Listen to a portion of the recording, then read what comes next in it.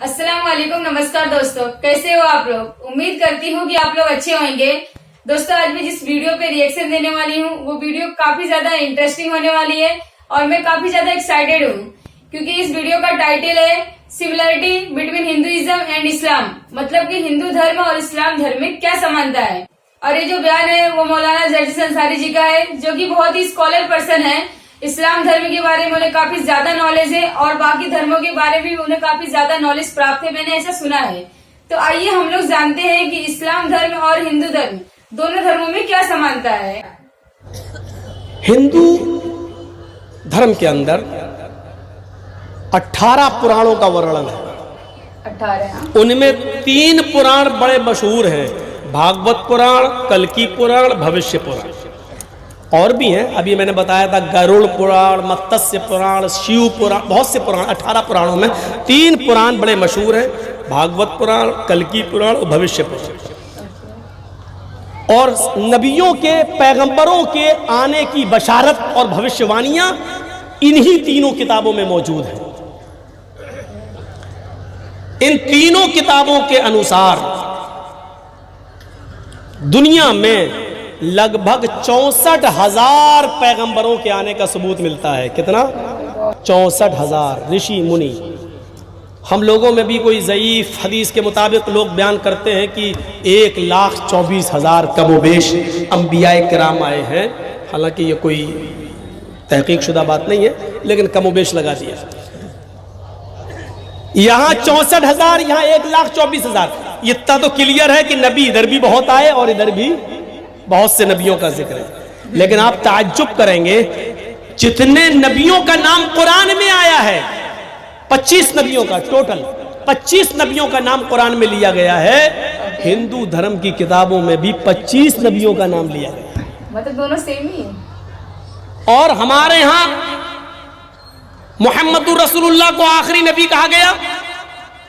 भागवत पुराण और कल्की पुराण और भविष्य पुराण के अंदर इन तीनों किताबों में 24 ऋषि महान बताए गए और 25वें ऋषि को महान बताया गया है, जो सबके अंत में, सबके लास्ट में आएंगे, जिनका नाम कल्की होगा, नराशंस होगा, उन्मा होगा, बहुत से नाम उनके बताए गए।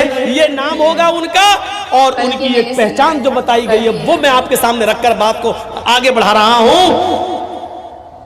अज्ञान हेतु किरत मोह मदांधिकारम नाशम विधायम हि तदोदयते विवेका तथस्तु शंभल गिरामे सोतु स्वाजी उजात मंगलाचार्य बहुला पापिता विभजिज्जता। श्रीमद् भागवत पुराण स्कंद 12 अध्याय 2 मंत्र नंबर 66।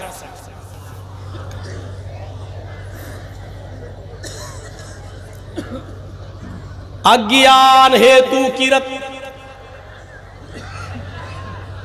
जिहालत जब आम हो जाएगी, ज्ञान मिट जाएगा, जिहालत आम होगी।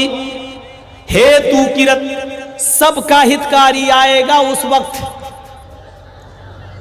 अज्ञानता, जुल्म, जिहालत आम होगी, अज्ञानता यानी जिहालत बढ़ जाएगी। तब इस अज्ञानता को मिटाने के लिए सबका हितकारी आएगा। सबके हित में, सबका हितकारी, मुसलमान का नहीं, सबका हितकारी।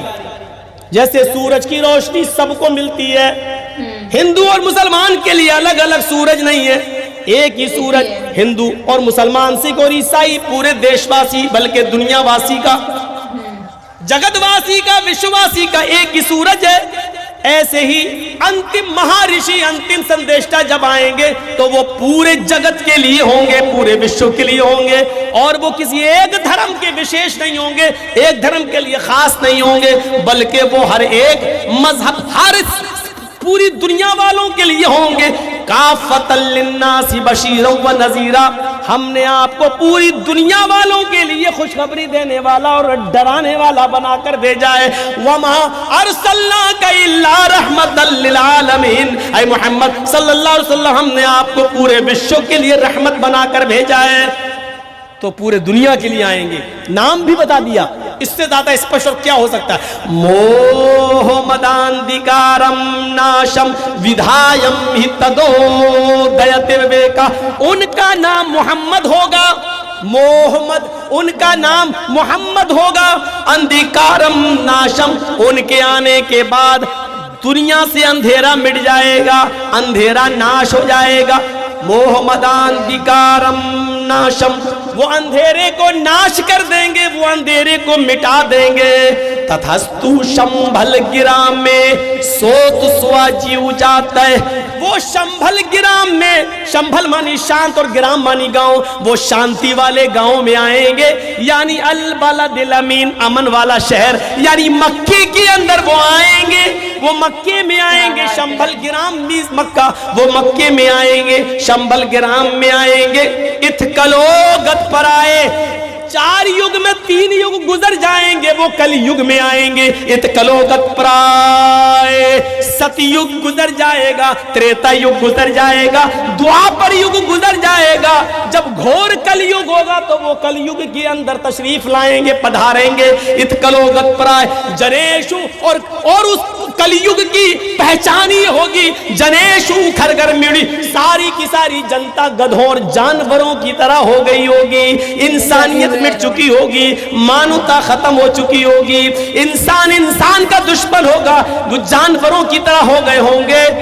भगवान इत्कलोगत प्राय जनेशु खरगर मिड़ी, धर्म त्राणाय, तब असली धर्म को जीवित करने के लिए, सनातन धर्म को जिंदा रखने के लिए, आदम से लेकर आखिरी नबी तक जो इस्लाम, जो सनातन और शाश्वत धर्म चला रहा, उसको बाकी रखने के लिए, सत्वैन उसकी सच्चाई को कायम करने के लिए भगवान अवतरिष्यति, भगवान अवतार उतारेगा, ईश्वर की तरफ से अवतार आएगा, अल्लाह अंतिम ऋषि को भेजेगा।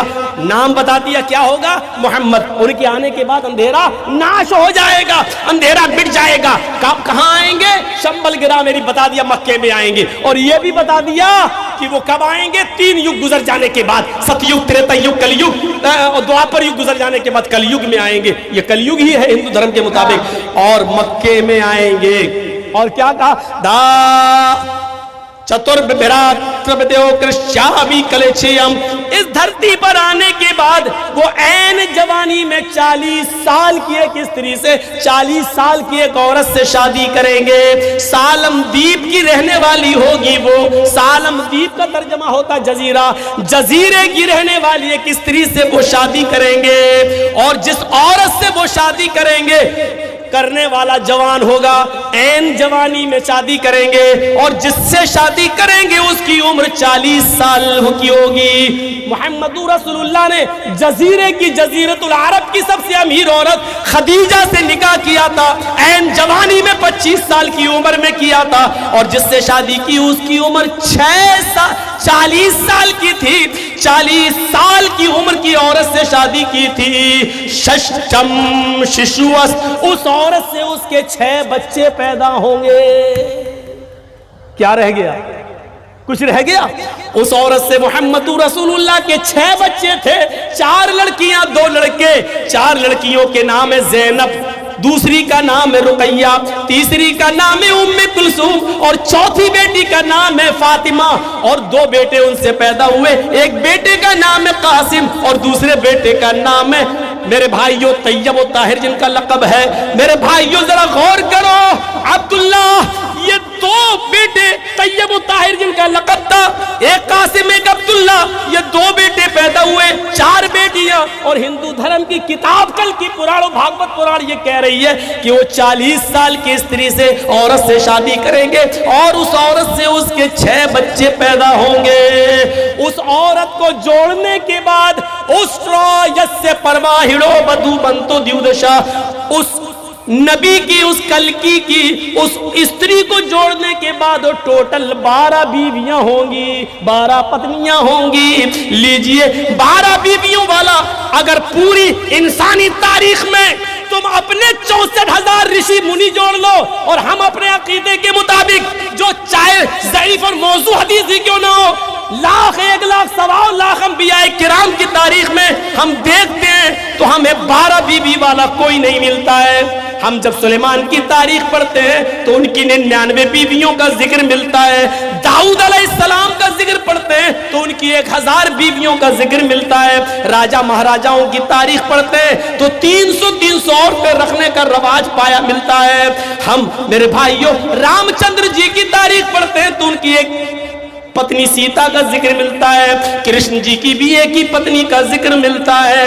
हमने तारीखें देखी है, पढ़ी है। ईसा अलैहिस्सलाम की हिस्ट्री उठाता हूं तो उनकी शादी नहीं मिलती है, वो बगैर शादी किए हुए सलीब पर लटका दिए गए तुम्हारे अकीदे के मुताबिक, और हमारे अकीदे के मुताबिक जिंदा आसमान पर उठा लिए गए हैं। वो कुर्ब कयामत फिर आएंगे, काने दज्जाल का खात्मा करेंगे। हम उस तरफ नहीं जाना चाहते, हटना नहीं चाहते हम वेदों के मंत्र से। मेरे भाइयों आओ, इतना कुछ करने के बाद का वो ऊंट की सवारी करेगा, यानी उस बस्ती में आएगा जहां ऊंट की सवारी होगी। अल्लाह के नबी ऊंट की सवारी किया करते थे, ऊंटनी का दूध भी पिया करते थे, और ऊंटनी जजीरतुल अरब रेगिस्तानी इलाके ही में पाई जाती है। इसका मतलब यह कि आखिरी नबी रेगिस्तानी इलाके में आएगा, जजीरतुल अरब में आएगा, और उसकी 12 बीवियां होंगी। 12 बीवियों वाले सिर्फ मोहम्मद रसूलुल्लाह नजर आते। कृष्ण जी की एक पत्नी का आधार जो हमने बताया है महाभारत से, लेकिन उनकी पत्नियों का अगर जिक्र पढ़ेंगे तो महाभारत में दूसरी जगह लिखा है कि 16,108। हाँ। सबसे ज्यादा पत्नियों का वर्णन अगर मिला है तो कृष्ण जी की। बहुत से लोगों ने इस पे गाना भी बनाया, चारों तरफ गोपियां बीच में कन्हैया। तो वो एक अलग चीज है। बीवियां ज्यादा होना ये गलत नहीं है, पत्नियां ज्यादा रखना गलत नहीं है, लेकिन सवाल यह है कि 12 बीवी वाला आखिरी नबी होगा, जो आखिर में आएगा उसकी 12 बीवी होगी। और हम आखिरी नबी को ढूंढ रहे हैं हिंदू भाई हमारे, तो आखिरी नबी की 12 बीवी, और 12 बीवी किसकी थी? मोहम्मद रसूलुल्लाह सल्लल्लाहु अलैहि वसल्लम की। उसके बाद कहा गया अंधेरे को नाश कर देगा। आप देखिए कितना अंधेरा था अरब की सरजमीन पर, कितना अंधेरा था अरब की धरती पर, कितना अंधेरा था अरब की सरजमीन पर।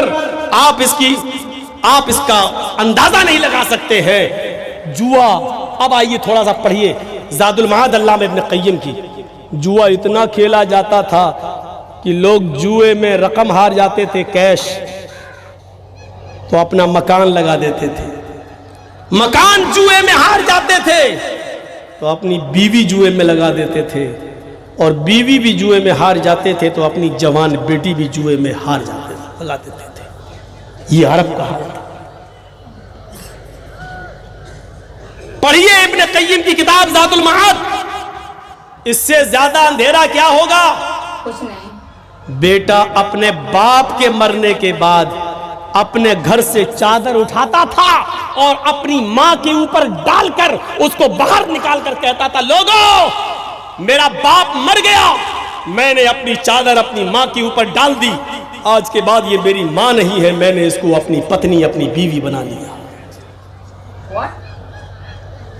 इब्न क़य्यिम की किताब ज़ादुल मआद।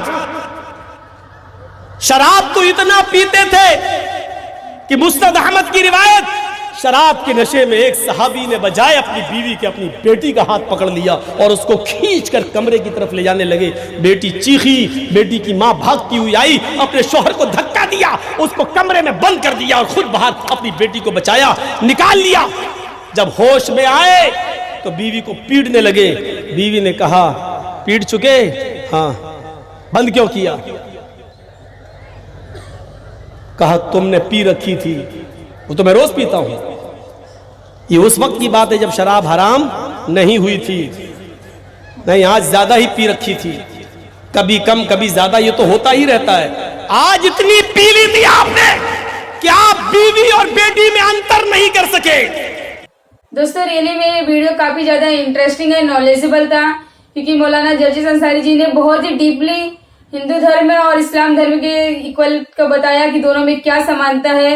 जैसा कि हिंदू धर्म के हिसाब से 3 युग बीत जाने के बाद 4थे युग में जो ऋषि आएंगे वो लास्ट ऋषि रहेंगे, और उनकी 12 पत्नियां रहेंगी, 6 बच्चे रहेंगे, और एक अमन शांति प्रिय देश में वो जन्म लेंगे और ऊंट की सवारी करेंगे वो।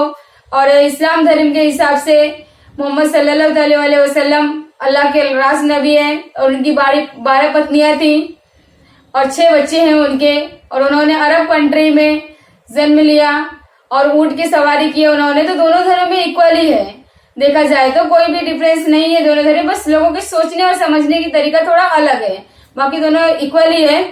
तो दोस्तों मुझे काफी अच्छा लगा और मैं थैंक्स कहना चाहती हूँ आप लोगों को कि आप लोगों ने मुझे सजेस्ट किया इतनी अच्छी वीडियो पे रिएक्शन देने के लिए। तो दोस्तों अगर आप लोग मेरे इस चैनल पे नए हो तो मेरे इस चैनल को आप लोग सब्सक्राइब कर लीजिए, और अगर आप लोग पुराने हैं तो वीडियो को लाइक और शेयर एंड कमेंट कर लीजिए। एंड दोस्तों आप लोग मुझे इंस्टाग्राम पे डीएम करके एंड कमेंट करके आप लोग मुझे बता सकते हो कि मुझे अगला रिएक्शन किस पे देना है। मैं पूरी कोशिश करूंगी आप लोगों के रिक्वेस्ट पे वीडियो बनाने के। दोस्तों मैं इसी के साथ वीडियो को एंड करती हूँ, मिलती हूँ अगली वीडियो में, तब तक आप लोग अपने और अपने फैमिली का ध्यान रखिए। जय हिंद, जय भारत।